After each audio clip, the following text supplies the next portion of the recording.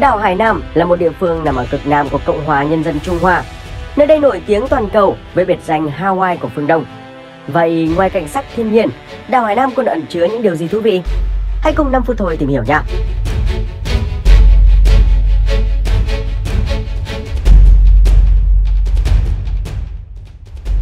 Lịch sử hành chính của đảo Hải Nam. Trong lịch sử, đảo Hải Nam còn có tên là Nhai Châu, Đạm Nhĩ. Khi người Hán tiến đến khu vực này trong thời kỳ nhà Hán, năm 110 trước công nguyên, sau khi tiêu diệt nước Nam Việt của Triệu Đại, đến thời Đường, khoảng giữa những năm 631, vùng này được đổi tên là Quỳnh Châu, thuộc Quảng Đông. Cái tên Quỳnh ám chỉ bờ biển phía bắc của đảo có rất nhiều ngọc trai. Đây cũng là tên gọi dân gian của đảo Hải Nam cho đến ngày nay. Các triều đại sau, từ nhà Nguyên, Minh, Thành cho đến thời kỳ Trung Hoa Dân Quốc, đảo Hải Nam vẫn là một phần của Quảng Đông. Trong những năm 1920 đến năm 1930, đảo là một điểm nóng về những hoạt động của chủ nghĩa cộng sản tại Trung Quốc, với mục đích chống lại chính quyền Trung Hoa Dân Quốc của Tưởng Giới Thạch. Ngày 1 tháng 10 năm 1949, sau khi Cộng hòa Nhân dân Trung Hoa ra đời, đảo Hải Nam vẫn thuộc quyền kiểm soát của Trung Hoa Dân Quốc. Từ tháng 3 đến tháng 5 năm 1950, phía Cộng hòa Nhân dân Trung Hoa đã mở chiến dịch đảo Hải Nam, tiến hành đánh chiếm được hòn đảo này từ tay Trung Hoa Dân Quốc. Sau khi thuộc về Cộng hòa Nhân dân Trung Hoa, đảo Hải Nam vẫn thuộc tỉnh Quảng Đông. Từ năm 1984 đến năm 1988, hòn đảo mới được phê chuẩn để trở thành đặc khu Hải Nam và hoàn toàn tách khỏi Quảng Đông, để trở thành một đơn vị hành chính độc lập cho đến ngày nay.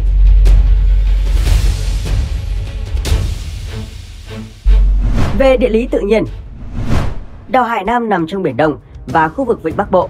Nó được ngăn cách với bán đảo Lôi Châu của tỉnh Quảng Đông bởi eo biển Quỳnh Châu và có diện tích 32.900 km². Với diện tích như vậy, đảo Hải Nam là hòn đảo lớn nhất mà phía Cộng hòa Nhân dân Trung Hoa kiểm soát thực tế. Và đây cũng là tỉnh nhỏ nhất về diện tích của quốc gia này. Đảo Hải Nam có hai dạng địa hình chính là đồng bằng và đồi núi. Trong đó, đồng bằng chiếm phần lớn diện tích của đảo. Với đặc điểm bằng phẳng, thoải ra hai bên, ít bị chia cắt bởi đồi núi và thung lũng nên rất thích hợp để phát triển ngành nông nghiệp, trồng trọt và chăn nuôi. Còn ở giữa đảo là nơi án ngữ của các dãy núi cao. Chúng ta có thể phân thành 3 dãy núi lớn, bao gồm dãy Ngũ Chỉ Sơn, dãy núi Anh Ca Lĩnh và dãy Nhã Gia Đại Linh. Trong đó, dãy núi Ngũ Chỉ Sơn nằm ở gần trung tâm đảo. Dãy núi này có đỉnh Ngũ Chỉ Sơn cao 1.867 m. Đây cũng là điểm cao nhất trên hòn đảo này. Các dãy núi trên đảo đều được bao phủ bởi những khu rừng mưa nhiệt đới nên thảm thực vật khá phong phú và đa dạng, với nhiều loài cây thuốc quý và cây lấy gỗ như cây huyết đằng, hồng môn. Cùng với đó là các loài động vật quý hiếm như chim trí bạc, vượn, báo mây, vân vân. Chính vì điều kiện đa dạng sinh học cao nên đảo Hải Nam được ca ngợi là ngân hàng gen của Trung Quốc. Khí hậu trên đảo Hải Nam mang tính chất nhiệt đới gió mùa ẩm, với đặc điểm khá giống với khu vực Bắc Bộ Việt Nam. Do sự điều hòa của biển nên biên độ nhiệt hàng năm thay đổi không quá lớn. Nhiệt độ trung bình năm dao động từ 25 đến 29 độ C. Thi thoảng, hòn đảo này cũng phải gánh chịu những hiện tượng thời tiết cực đoan như các cơn bão và áp thấp nhiệt đới. Lượng mưa trung bình hàng năm ở đảo Hải Nam khá cao, dao động từ 1.000 đến 2.400 mm. Khu vực đồi núi thường nhận được lượng mưa dao động từ 2.000 đến gần 3.000 mm. Trong khi đó, các khu vực ven biển lại nhận được lượng mưa thấp hơn, chỉ từ 900 đến 1.200 mm. Trên đảo có rất ít hồ tự nhiên, nhưng lại có tới 154 con sông. Trong đó có khoảng 13 con sông có chiều dài từ 50 đến 300 km. Hầu hết các con sông này đều bắt nguồn từ các dãy núi ở trung tâm, rồi chảy theo các hướng khác nhau đổ ra Biển Đông. Đây cũng chính là nguồn cung cấp nước tưới tiêu cũng như nước sinh hoạt và thủy điện cho hòn đảo này.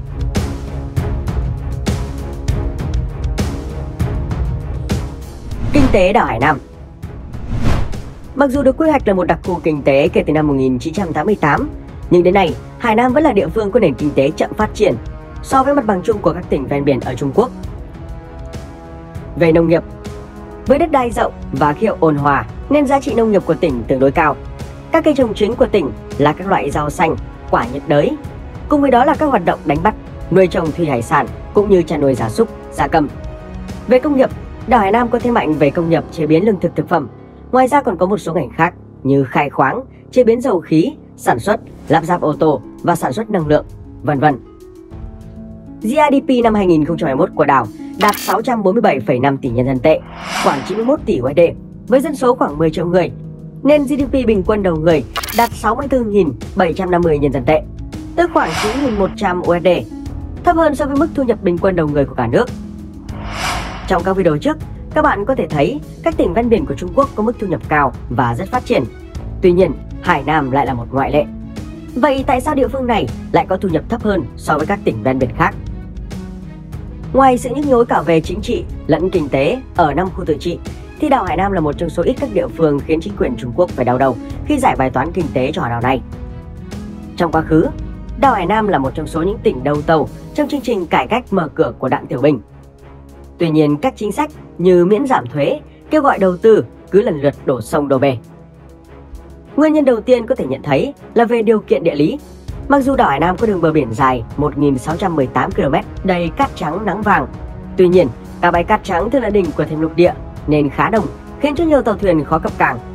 Hiện toàn bộ hòn đảo có khoảng 24 bến cảng lớn nhỏ, trong đó lớn nhất là cảng Hải Khẩu, Tú Anh.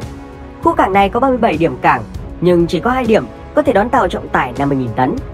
Vậy hiện nay, lượng hàng hóa thông quan của khu vực này chỉ xấp xỉ 2 triệu tiêu, thấp hơn nhiều so với cảng Quảng Châu của Quảng Đông hay Thượng Hải ở thành phố Thượng Hải. Cùng với đó là hạ tầng giao thông còn chưa đồng bộ. Mặc dù có đầy đủ các loại hình, nhưng cho đến nay, từ Trung Quốc đại lục muốn đến đảo Hải Nam và ngược lại thì chỉ có thể đi bằng đường hàng không, thông qua các sân bay như sân bay Mỹ Lan, sân bay Phương Hoàng và hệ thống đường thủy nội địa. Hiện chưa có cây cầu vượt biển nào kết nối đảo Hải Nam với đất liền của Trung Quốc, nên chi phí vận tải hàng hóa ra đây khá đắt đỏ và bất tiện, khiến cho các nhà đầu tư của cả trong và ngoài nước khá e ngại khi rót vốn đầu tư.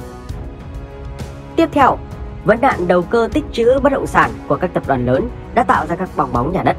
Sau đó, chính quyền Trung Quốc quyết định siết chặt lại vốn vay dành cho các công ty, nên dần dần các bong bóng này bị vỡ, kéo theo nhiều hệ lụy đối với hòn đảo, như một loạt các tòa cao ốc bỏ hoang, các công trình trị giá hàng tỷ USD buộc phải dừng thi công, người dân mất đất sản xuất, phải đến những tỉnh lân cận làm thuê. Trong một thời gian dài, cả hòn đảo rơi vào tình cảnh điều hưu.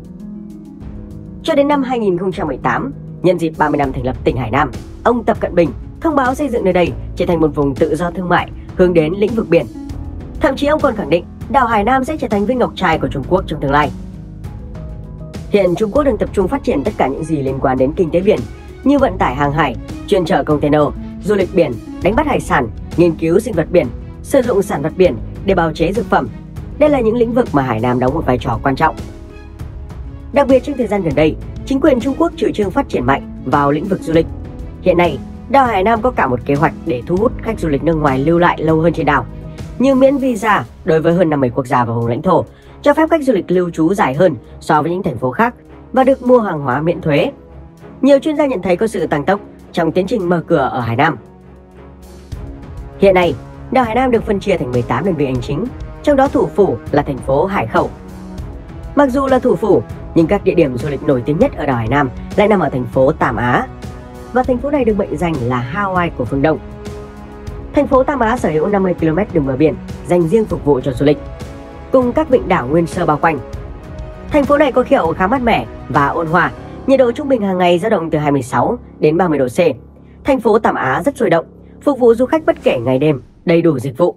Những trung tâm thương mại xa hoa trong thành phố sẽ đáp ứng mọi nhu cầu mua sắm của khách du lịch. Ngoài ra, du khách có thể ghé thăm chợ đêm Tam Á, thưởng thức các món ăn đường phố với giá cả rất hợp lý. Tại thành phố Tam Á, du khách cũng có thể ghé thăm vịnh Tam Á.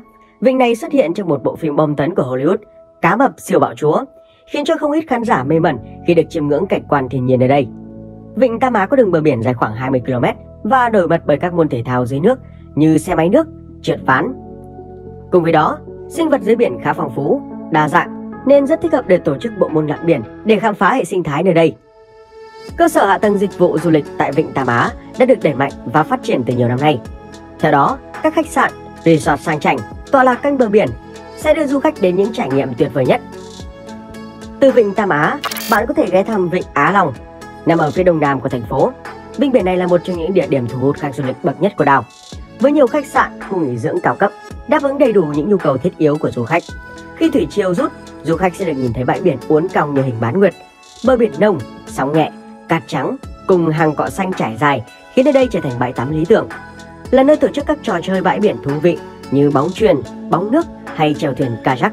Đây cũng là địa điểm ngắm hoàng hôn thú vị trên đảo Hải Nam. Ngoài ra, bãi biển Đại Đông Hải cũng là một nơi lý tưởng với số lượng lớn các khu nghỉ dưỡng, nhà hàng, cửa hiệu, cung cấp tất cả mọi thứ bạn cần có cho chuyến du lịch như đồ trang sức, đồ lưu niệm, vân vân. Khách quốc tế sẽ thường xuyên thấy những người dân địa phương ca hát, nhảy múa sôi động ngoài trời, dọc bãi biển. Dọc bờ biển Đông Hải là chuỗi các nhà hàng, khu nghỉ dưỡng sang trọng với những dịch vụ xa hoa, chất lượng. Khi đến đảo Hải Nam, một địa điểm nữa bạn nên ghé thăm, đó là tượng Quan Âm Nam Hải, hiện hữu như một biểu tượng của thành phố Tam Á.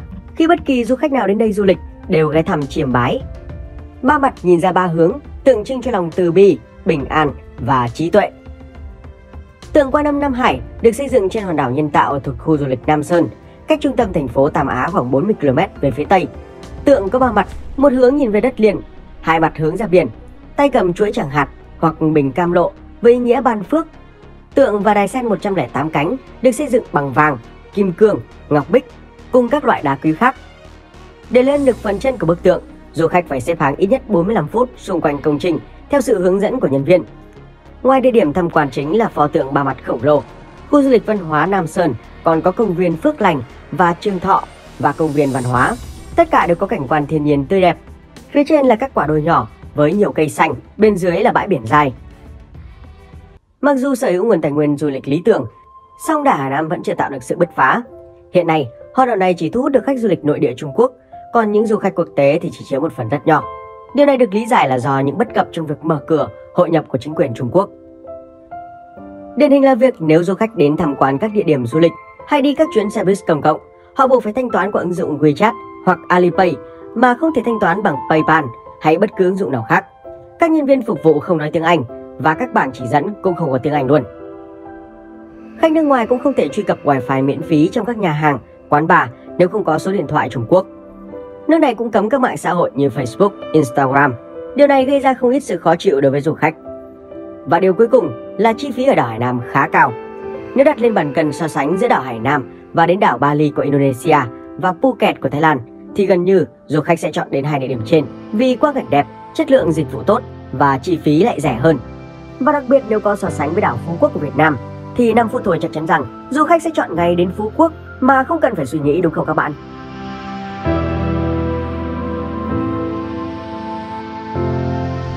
Ngoài kinh tế, đảo Hải Nam còn có một vị trí quan trọng trong tham vọng bành trướng của Trung Quốc trên Biển Đông.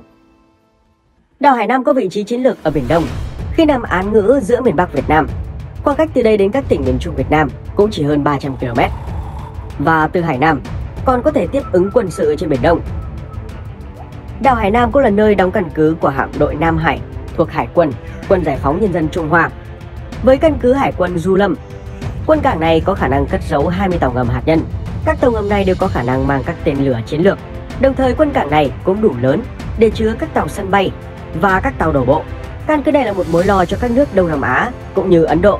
Với năng lực của các căn cứ này, Trung Quốc có thể kiểm soát eo biển Malacca cũng như Biển Đông, phong tỏa các hoạt động thương mại trong trường hợp có những khủng hoảng xảy ra, cũng như hạn chế sự can thiệp của Hoa Kỳ với Đài Loan khi cần thiết. Hạm đội Nam Hải cũng chính là lực lượng hải quân tham gia đánh chiếm các đảo thuộc quần đảo Hoàng Sa năm 1974 và đảo Gạc Ma thuộc quần đảo Trường Sa của Việt Nam vào năm 1988. Đây là hành động đáng lên án khi xâm phạm trực tiếp chủ quyền của nước ta.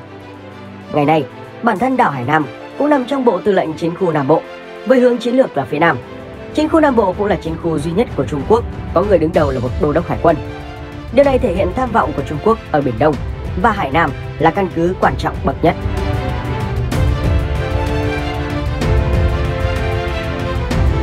Vừa rồi là những thông tin chúng mình tìm hiểu được về đảo Hải Nam. Các bạn thấy hòn đảo này thế nào? Trong thời điểm hiện tại, Việt Nam cùng các nước ASEAN cần làm gì để ngăn chặn sự bành trướng của quốc gia này ở Biển Đông? Hãy để lại ý kiến để mọi người cùng biết nha. Xin chào và hẹn gặp lại.